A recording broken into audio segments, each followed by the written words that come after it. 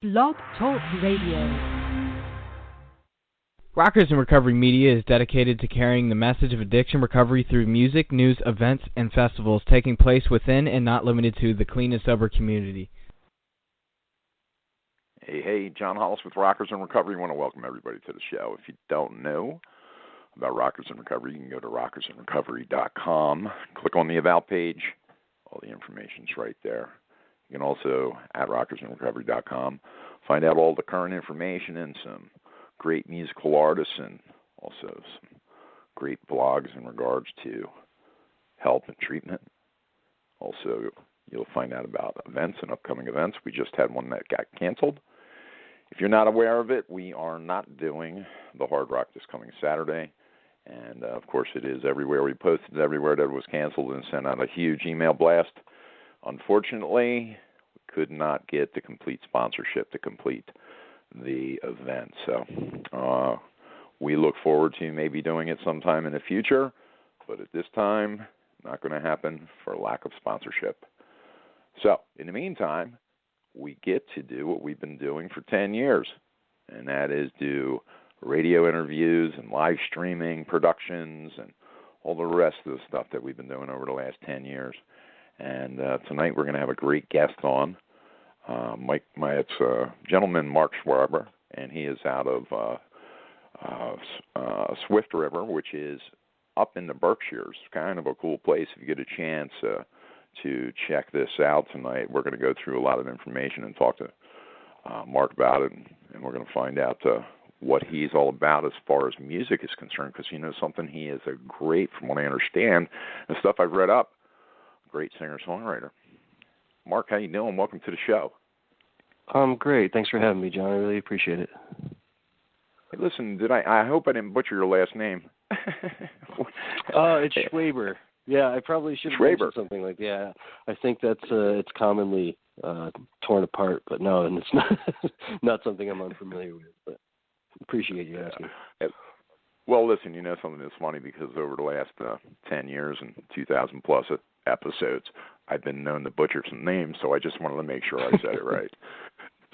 So in the meantime, came on the show, and I'm really glad that I was able to meet Eric and John and Brett and those guys up in Nashville when we did a ride up there a couple of weeks ago. And it's been turning me on to a lot of cool people like yourself, and I'm really glad that we're able to talk. Can you give me a little bit of background on your music and where you started in your music career? Sure. I've been doing it for over 30 years now. I started playing guitar when I was a young man because of Van Halen, which I don't think is a normal story for a lot of people my age. And from there, it was just kind of the one thing in life that I knew I understood, and that I knew I was that came somewhat naturally to me. So it opened up doors for me that I think might have remained closed if I hadn't, followed in the field. And I was kind of raised in the hardcore and punk rock world for quite some time in the the mid to late 80s, and was involved with indie rock bands and studied jazz for a while. And as time went along, I was able to tour around the country and various different bands and release, numerous albums, and including 5 of my own now under my own name. And also during that time, do a lot of, studio work with some amazing artists and perform on the road with some amazing people. And then took a job with a singer-songwriter named Lloyd Cole, who had a huge career in the early 80s in England, still does in certain factors, and was able to tour the entire world, 19 countries, numerous cities throughout those over a number of years. So to say that I was able to live a dream would be absolutely that statement, I think, gets used far too often for things, but this was most certainly that. So I've been blessed. So it sounds like you went through the whole process of the 80s, early 80s, late 80s, of the sex, drugs, and rock and roll, and it didn't work out for you. Yeah. It was my story of my recovery is fairly interesting, because I had 7 years of sobriety while I was actually touring quite a bit, or playing a lot of shows, I should say, especially in venues where there was alcohol and drugs everywhere. And I did all of that without any kind of real focus on any kind of program at all. I feared myself into quitting drinking because it had gotten really out of hand when I was 29, and I put it down and did a very dangerous thing by detoxing myself in my house, not knowing, that there was any kind of serious health ramifications for that, and quickly found out that there were, and but managed to stay sober through, white knuckling it for 7 years after that. But so yeah, and then I was back out for 4 before my most recent, almost 5 years with sobriety, and yes, it's definitely not the standard story of get on the road, things burn out, and then you're fine. It was an up and down roller coaster for me for quite some time. Well, that's not a unique thing. I mean, listen, here's one of the things that I've seen over the years, and even myself included.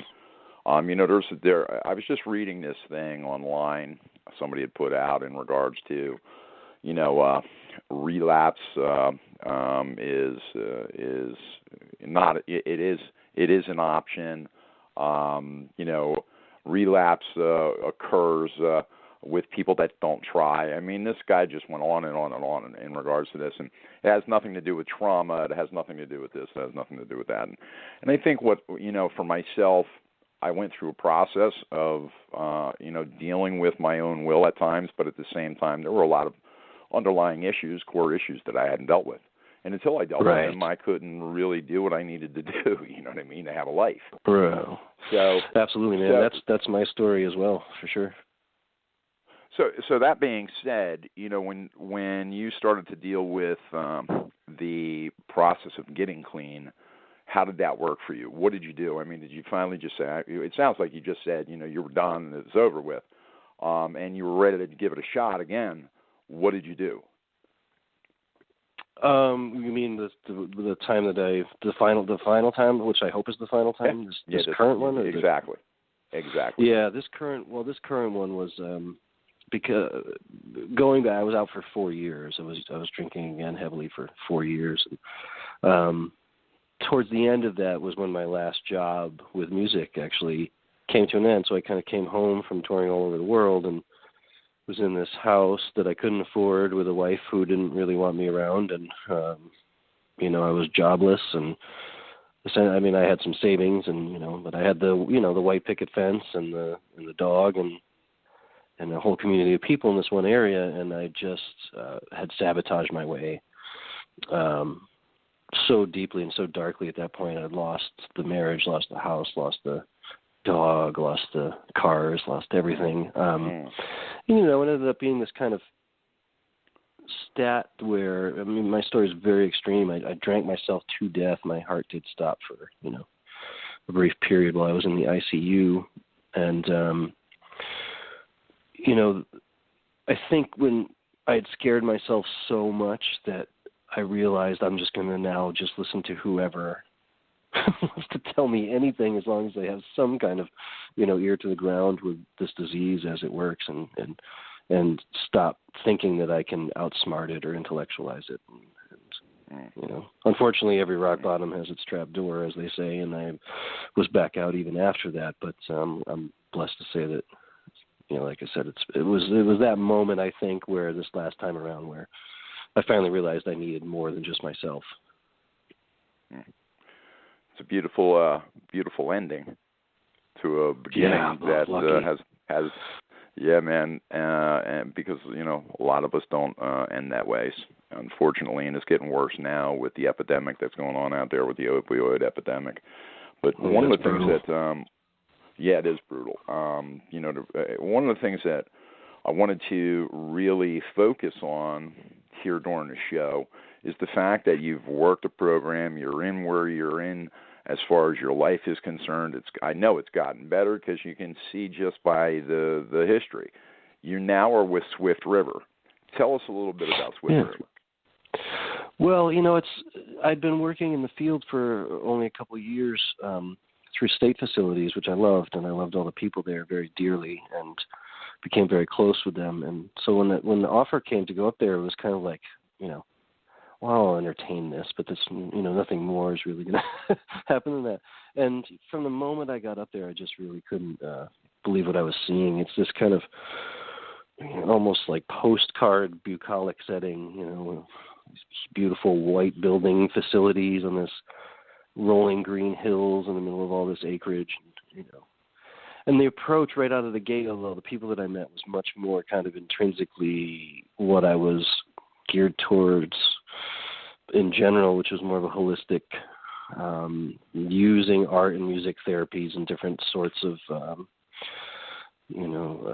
modern elements like that, and trying to help heal people rather than just maybe standardized, here's a group and here's a one-way ticket to a self-help group on top of that. And so I was really impressed by every single thing that it had to offer up there. And I continue to feel impressed in that way on a daily basis. I really feel heard up there, and I really feel there's some of the most talented people in the state are working there and working their butts off to make sure people can get out of that hole that, I've once lived in, that it sounds like you have, that so many people that we love and respect have.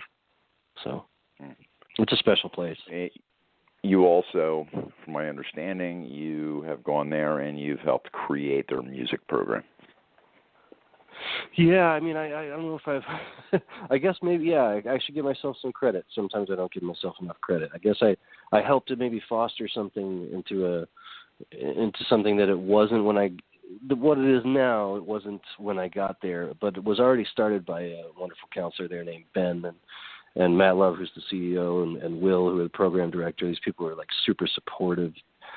Will being a musician himself and like understanding how powerful the medium is to help people heal, and the therapeutic depth it has, and kind of just giving me the reins and knowing my history and then doing some research on their own, and just us talking and watching me work. They've been so supportive. They're just kind of like, what do you want to It's almost ridiculous how wonderful it is. They'll come to me and say, what do you want to do?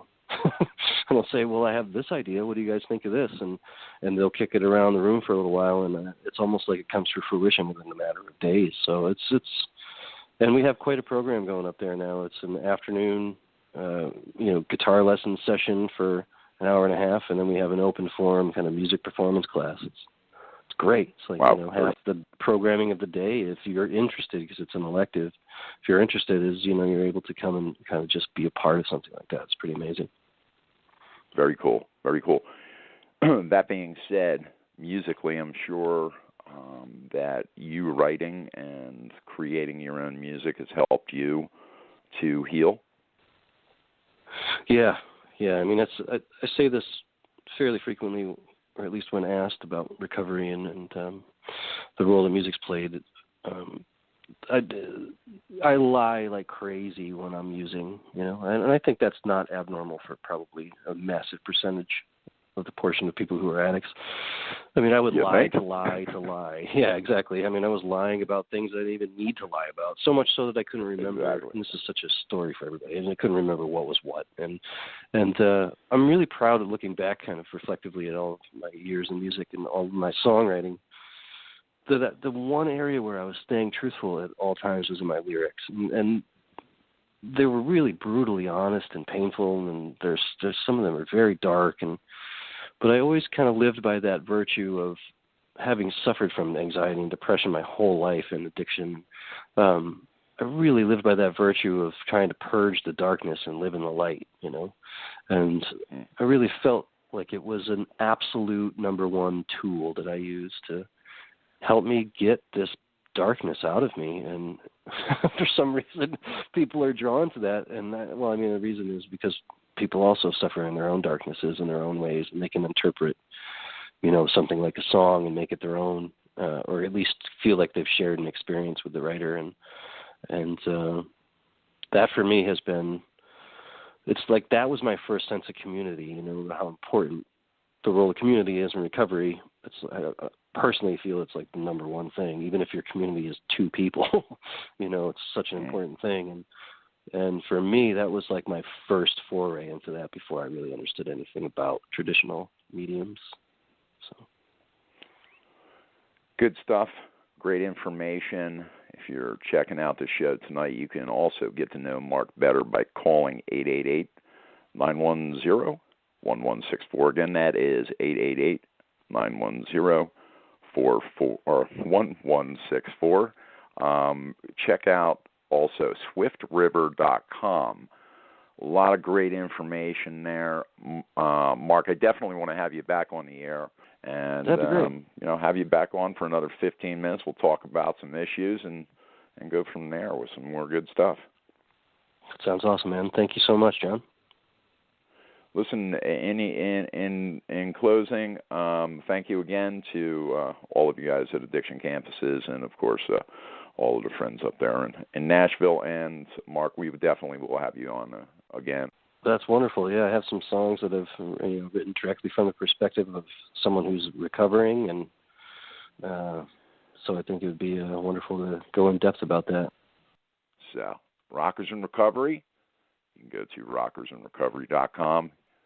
Next show coming up tomorrow night. Look forward to everybody tuning in. Again, I want to thank Mark for being on, and check out White Flood.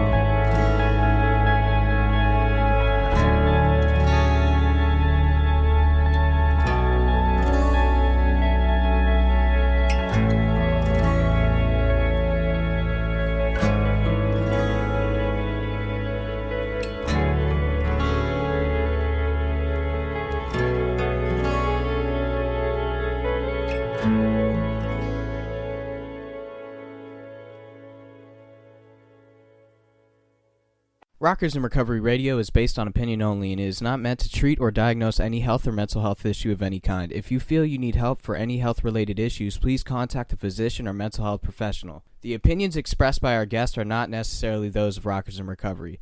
With Lucky Land Slots, you can get lucky just about anywhere. Dearly beloved, we are gathered here today to... Has anyone seen the bride and groom? Sorry, we're here. We were getting lucky in the limo and we lost track of time. No, Lucky Land Casino, with cash prizes that add up quicker than a guest registry. In that case, I pronounce you lucky. Play for free at LuckyLandSlots.com. Daily bonuses are waiting. No purchase necessary. Void where prohibited by law. 18+. Terms and conditions apply. See website for details.